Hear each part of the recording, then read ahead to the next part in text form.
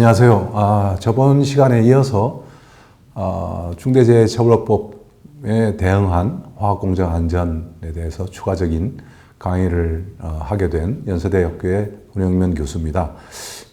이번 시간에는 지난번 시간에서 알아봤던 왜 이렇게 그 사고에 대한 예방이 쉽지가 않고 나름대로 어떤 CEO나 경영자의 의지만 가지고 되는 게 아니다라는 부분에서 그 이유를 쭉 설명을 드렸는데, 이번 시간에는 그럼 좀 더 어떤 효율적으로, 왜냐하면 중대재해처벌법이라는 게 딱 포커스가 일반 부상이 아니라 사망사고를 예방하는 거거든요. 중대재해를. 그래서 어떻게 우리가 선진 어떤 그런 잘하는 회사들이 이런 사망사고나 중대재해를 예방하기 위해서 어떤 활용하고 있는 이런 뭐 기법이라든가 이런 것들을 어떻게 하고 있는지에 대한 부분을 소개를 좀 하고, 우리가 좀 필요한 부분은 좀 참조할 수 있지 않을까 이렇게 생각이 듭니다. 제가 그 9시에 진단 프로에 중대재해 예방법, 중대재해처벌법에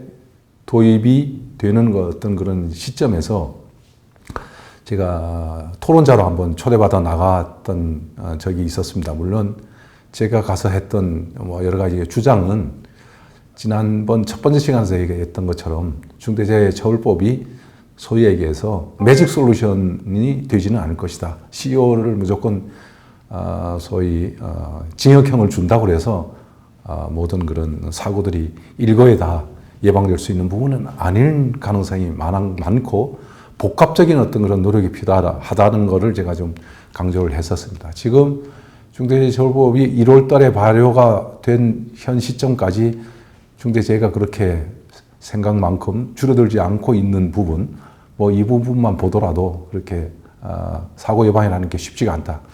그러나 분명한 건 과거에보다 이 CEO가 엄청난 관심을 지금 기울이고 있고, 또 과거에서 생각하지 못했던 여러 가지 그런 사고 예방과 관련된 지원, 이런 부분들도 제가 듣기에 상당히 크게 지금 변화가 있는 걸로 봐서 분명히 효과는 중장기적으로 있을 것이다라는 부분은 저도 확신하고 있다라고 말씀드리겠습니다.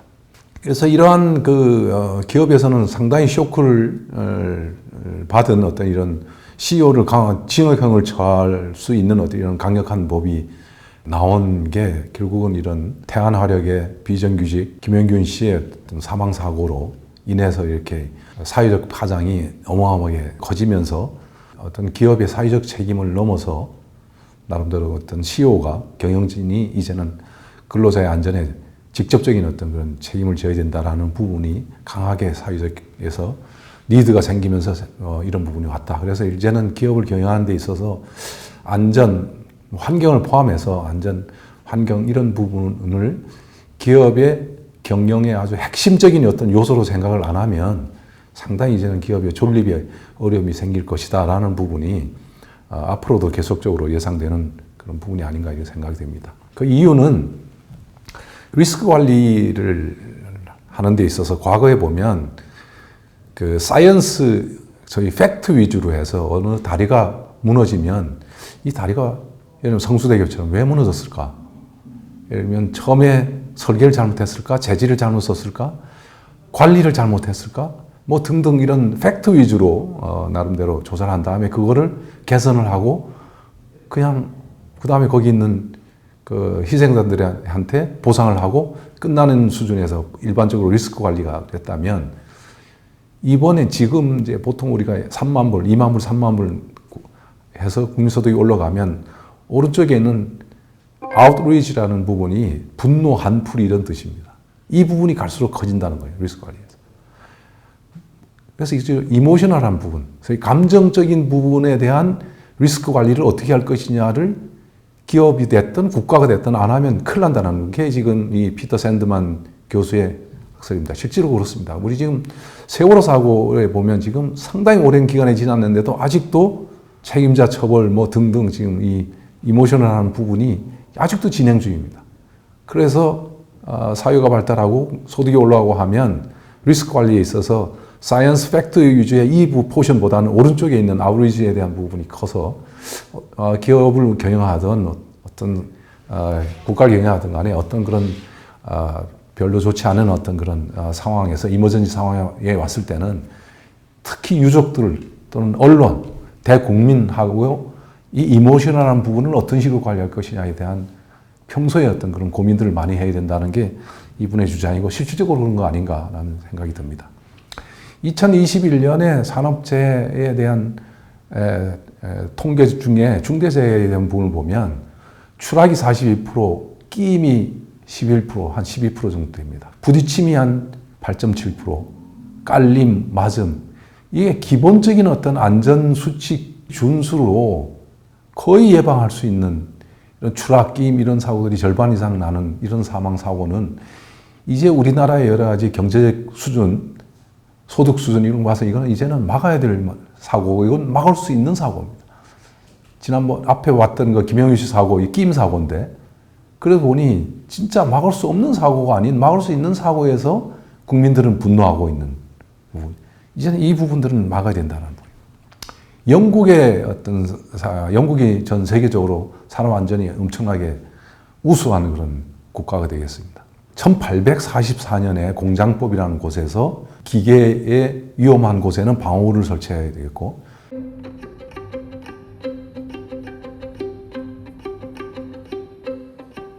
1878년에 움직이는 동안 청소를 불허하고 움직이는 기어 부분에 청소를 불허한다. 이게 끼임 사고를 예방하는 거예요.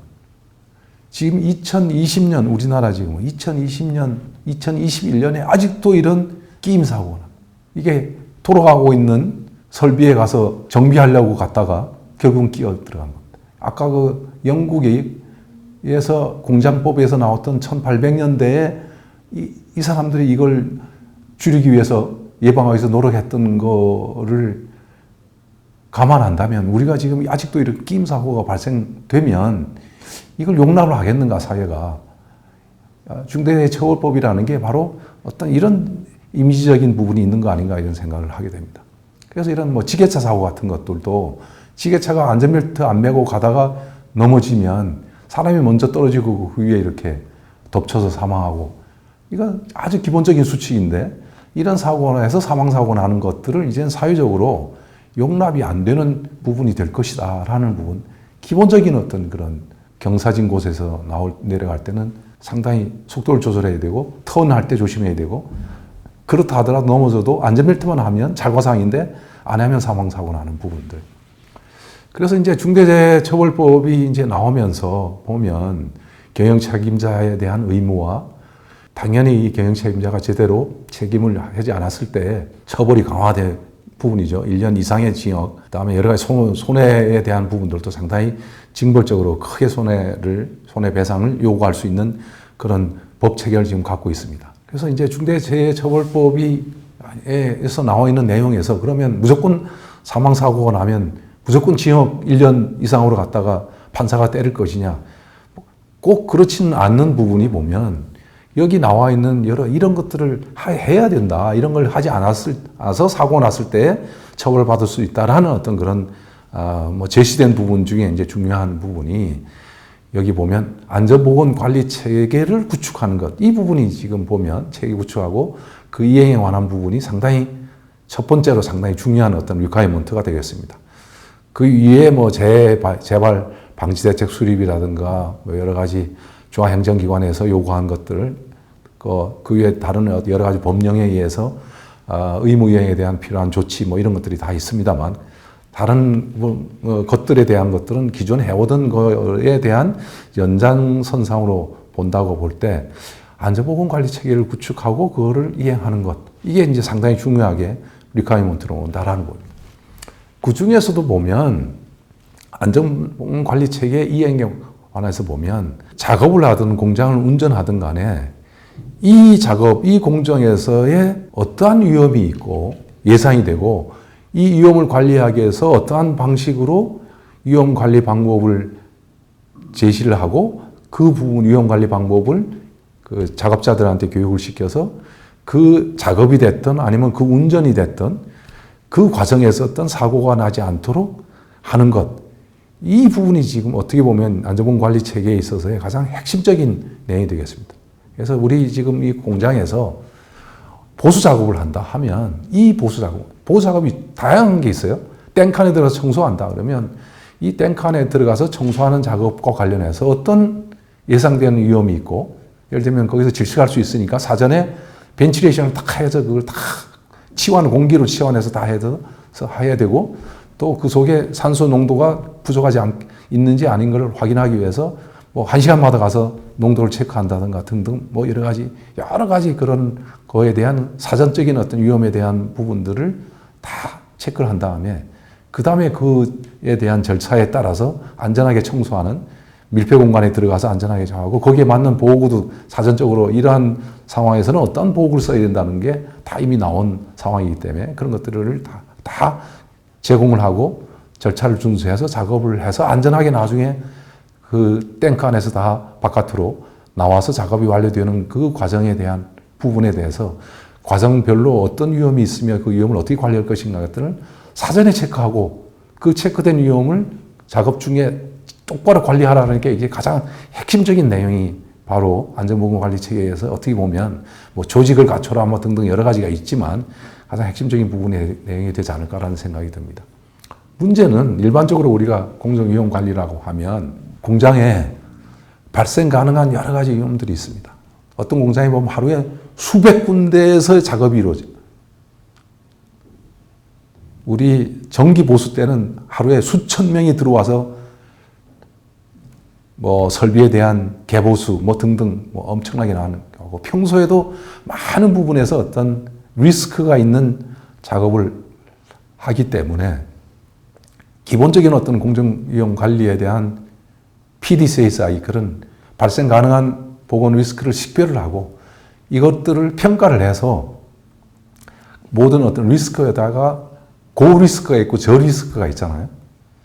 그래서 고리스크가 있는 것부터 먼저 어떤 발생 가능성이나 영향들을 최소화하기 위한 안전보건 확보 방안을 수립해서 그거에 대한 작업이 됐든 운전이 됐든 그것을 하고, 그런 다음에 개선에 대한 이행에 대한 부분을 확인한 다음에 이게 문제가 없으면 그 다음에 이제 다른 리스크에 대한 부분으로 또 PDCA를 돌리면 되는데, 문제가 있으면 그 부분을 개선을 해서 그 리스크에 대한 관리로 들어가는 이런 어떤 PDCA 사이클을 이제 돌려야 되는데, 문제가 되는 것들은 사업장 내에 고리스크에서부터 저리스크까지 관리해야 될 리스크 아이템이 너무 많다는 거예요.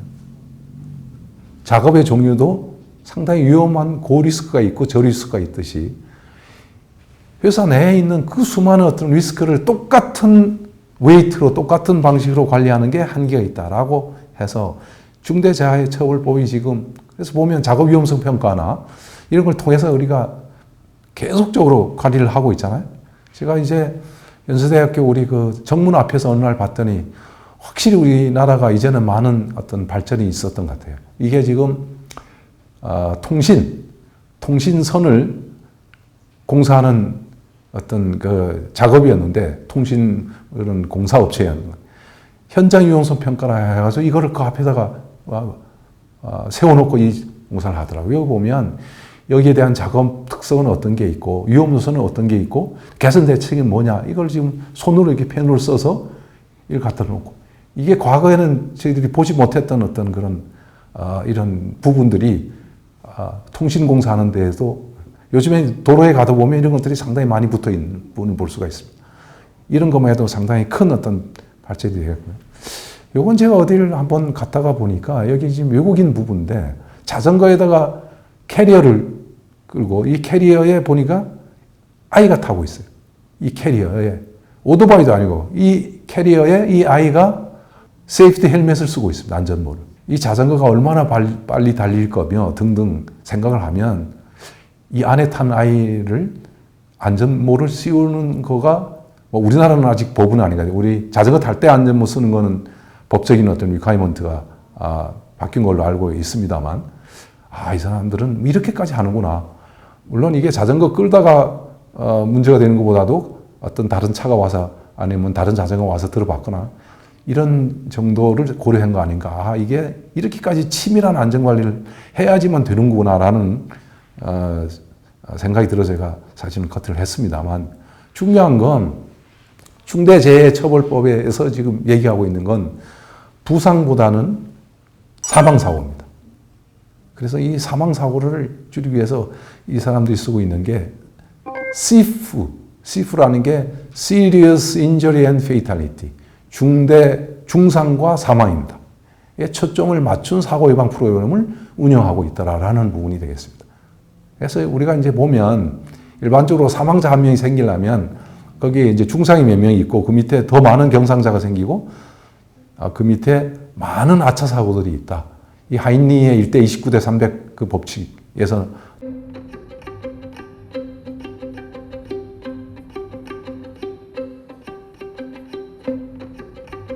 나온 기본적인 CO입니다. 이게 사망자 한 명 생기려면 그냥 갑자기 생긴 게 아니라 그 밑에 그럴 뻔한 사고들이 한 300건이 있고 그 다음에 부상이 한 29건이 있어야 그게 그 다음에 이제 사망자 한 명이 생긴다는 게 그 사람이 이제 여러 가지 이제 보험에 대한 부분을 수만 건을 분석해 봤더니 그렇더라라는 거거든요. 근데 이 CIF 이론은 뭐냐면 모든 이런 아차 사고들이 전부 사망으로 연결되어 있는 건 아니더라. 소위 얘기해서 21% 정도의 포텐셜이 CIF 위험이 있는 요소들이 있더라는 거예요. 같은 아차 사고라 하더라도 같은 경상 사고라 하더라도 그런 것들이 사망으로 갈 수 있는 것들은 전체 이 피라미드 안에서 21% 정도가 되더라라는 것. 그래서 아까 얘기한 대로 중대 사고에 대한 부분을 관리하기 위해서 선택과 집중을 해서 이 21%에 집중을 하자라는 게 바로 이 CIF 프로그램의 기본적인 개념이 되겠습니다. 그래서 이 회사가 하나의 예입니다. 다국적 기업의 한국지사인데 이 지사에서는 이게 물류회사입니다. 자기들은 사망으로 이르게 하는 요소들이 뭐 있느냐 해서 크리티컬 6를 지금요 핵심적으로 이슈 1 제한공간, 이건 제한공간 잘못 들어가면 아주 질식사고 합니다. 사망. 록아웃 태그아웃, 이거 전기 스위치 넣는 데 사람이 작업하고 있는데 위에서 전기 스위치를 넣어가지고 사고 나는 거. 가딩, 돌아가는 회전체에 접근하는 끼임 사고 나는 거. 리프트 트럭, 리프팅하는 트럭에서 아마 여기서 사고 났던 것 같습니다. 여기서. 워킹 프롬 하이트, 고소 작업. 드라이빙 세이프티, 이게 지게차 작업. 이 6개는 잘못 관리하면 이거는 사망으로 간다라는 게 이 회사가 고른 크리티컬 6에 대한. 그래서 다른 모든 안전에 대한 부분들이 관리해야 될 것들이 많지만 이 6개에 관해서는 이건 어마어마하게 사전적인 어떤 그런 관리를 통해서 사고 나지 않도록 한다. 어느 정도로 하느냐 하면 지게차 같은 경우 보면 이 지게차에 대한 안전대책이 보면 다 여러 개 있습니다. 안전벨트 부착, 안전통로, 고소작업 이런 거 하지 않는 거. 이런 세부 조치 내역들이 안전공단 홈페이지 가면 이런 것들이 다 있거든요. 사업주는 어떤 것들을 해야 되고 근로자는 어떻게 것들을 해야 되느냐라는 부분들이 다 지금 여기 나와 있습니다. 여기에서 예를 들어서 이 안전벨트를 작업자가 차지 않은 게 이 체크리스트에서 나와 있는 게 만일 평시에서 이 부분이 눈에 들어왔다라고 하면 이거를 왜 이 사람이 안전벨트를 매지 않은지를 안전벨트, 주계차가 넘어져서 사람이 사망하는 사고 난 수준 정도의 보험과는 아주 깊은 세밀한 사고조사. 그러니까 주계차가 넘어져서 사람이 사망한 때 하는 사고조사만큼 안전벨트를 매지 않은 그 아차사고죠. 아차사고에 대한 사고조사를 그만큼 인덱스로 한다는 거예요. 그래서 재발 방지 대책을 세운다는 거예요. 이유는 사망사고가 이미 지게차가 사고가 나서 사람이 사망하고 난 다음에 나오는 것들은 이게 그 소일고 요양간 고치기 부분이 되다 보니까 선행지표, 사런 사고가 나게끔 하는 선행지표에 대한 부분들이 이렇게 다양하게 있잖아요. 이거 앞에서 본 이 6개에 관해서는 이러한 이 지표에서 이 부분에서 조치 내역에서 어기는 어떤 준수사항이 하나라도 나오면 이거에 대한 조사를 사망사고 나는 것만큼 조사해서 대책을 세우고 다시 재발 방지를 하지 않도록 관리하는 것. 이게 바로 핵심적인 CIF 관리에 대한 핵심이라고 보면 되겠습니다. 그래서 이제 우리나라의 각 사업장들도 보면 여러 가지 위험들이 많은데 실제로 사망사고로 갈 수 있는 위험은 어떤 것이냐 이걸 찾아내고 뽑아내고 그 뽑아낸 그 위험에 대해서는 관리 방법을 사전적인 준수사항에 대한 부분을 쭉 체크리스트화 한 다음에 거기에서 하나라도 지키지 않는 게 평소에 발견이 되면 왜 그렇게 되는지에 대한 부분을 사망사고 낳는 수준으로 사고조사를 실시를 하고 아차사고를 실시하고 재발된 방지대책을 세워서 개선해 나가는 이런 노력, 이 부분이 이제 핵심적인. 그래서 이 안에 있는 그 21%를 센티널 이벤트라고 하는데, 센티널이 뭐냐면 보초라는 뜻입니다. 보초. 이 부분이 바로 잘못되면 사망사고로 간다는 거거든요. 그래서 이거에 대한 사고조사나 이런 부분에 대한 것들도 실제적인 사고가 났을 때 인뎁스 스터디 하는 것만큼 한 다음에 사망으로 귀결될 수 있는 상해, 아차사고, 설비적 혼상, 불안 행동, 상태 이런 것들에 대한 부분에 대해서는 진짜로 이거는 사망으로 연결될 수 있는 요소다라는 걸 생각하고 관리를 사망사고에 준해서 관리하는 이런 접근 방법, 이게 상당히 중요하다라는 부분이에요. 그래서 이런 거에 대한 것들이 발견이 되면 사망사고에 준해서 조사를 하고 이 CO가 하는 안전보건점검위원회에서 이 부분에 대한 것들을 다루면서 사고 나서 실제로 사고 난 결과 가지고 대책 회의는 당연히 이렇게 하겠지만 그때는 이미 늦었다는 거예요. 그 전 단계에서 그런 사고 날 만한 징후를 잡아서 그에 대한 대책 회의를 진짜 이 CEO나 경영자가 직접 참여해서 이게 그 대책을 세우고 제발 그러한 일이 생기지 않도록 하는 접근 방법, 이게 핵심적인 접근 방법이 된다라는 부분이 되겠습니다.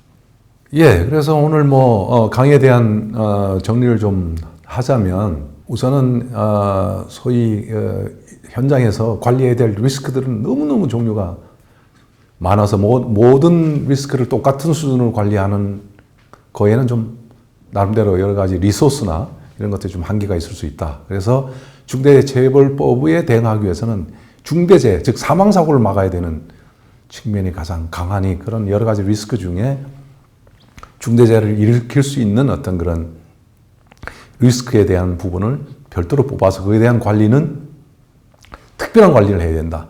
그게 아까 얘기하는 시프 관리 프로그램에 따라서 그래서 중대재해로 생길 수 있는 것들을 나름대로 뽑은 다음에 그때는 그 재해가, 그 리스크가 실제적으로 사망사고로 났을 때 철저한 어떤 그런 재발 방지 대책을 세워서 개선 대책을 세우는 것들은 이미 늦었고 그 사망사고는 하기 전 단계에서 소위 얘기해 센티널 이벤트, 이게 중대재해로 갈 수 있는 어떤 그런 요소다 그러면 그거에 대한 조사를 사고가 났는 거에 보험가도록 조사를 하고 재발 방지 대책을 세워서 실제적으로 결과적으로 사망사고가 하지 않게 그 전 단계에서 관리하는 것, 이 부분이 핵심적인 어떤 시프 관리 프로그램의 접근 방법이다라고 정리를 할 수 있겠습니다. 그래서 이제 실제적으로 이런 중대재해로 이어질 수 있는 가능성이 있는 작업은 아까 시프 관리에 더해서 2중, 3중, 4중의 안전장치를 좀 고려할 필요가 있겠다라는,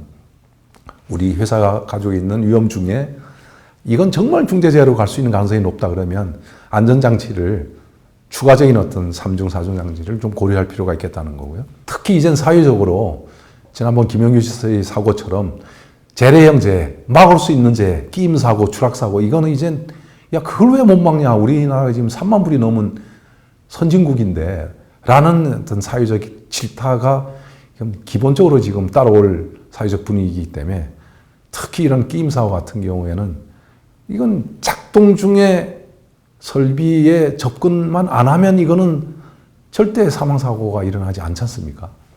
그러니까 이런 거에 대한 재래형 사고를 막는 거에 아까 그 지게차 사고 같은 경우는 속도 조절을 하고 그다음에 그렇게 그것보다도 안전벨트만 확실히 매면 지게차 사고는 전도가 되더라도 깔리지 않으니까 사망사고는 하지 않는 것, 이런 재래형 재해로부터 사회적 지탄이 되지 않도록 노력하는 것, 이게 핵심적으로 필요하겠다라는 말씀을 좀 드립니다. 제가 그 세바시에 강의했던 안전의 안나 까레니나 법칙에 대한 그 내용, 이런 내용들이 여러분들 안전에 대한 관심을 갖고 또 안전에 대한 부분을 현장에 전파하는데 여러 가지 인문학적인 그런 내용을 포함해서 많이 포함되어 있으니 여러분들 관심을 가져주시기 바라고요. 오늘 뭐 이 강의를 통해서 여러분 사업장에 중대재해가 발생돼서 중대재해처벌법의 어떤 대상이 되는, 처벌 대상이 되는 그런 일이 하나라도 발생되지 않는데 제 강의가 도움이 됐으면 대단히 좋겠다라는 말씀을 드리면서 제 강의를 마치도록 하겠습니다. 수고하셨습니다.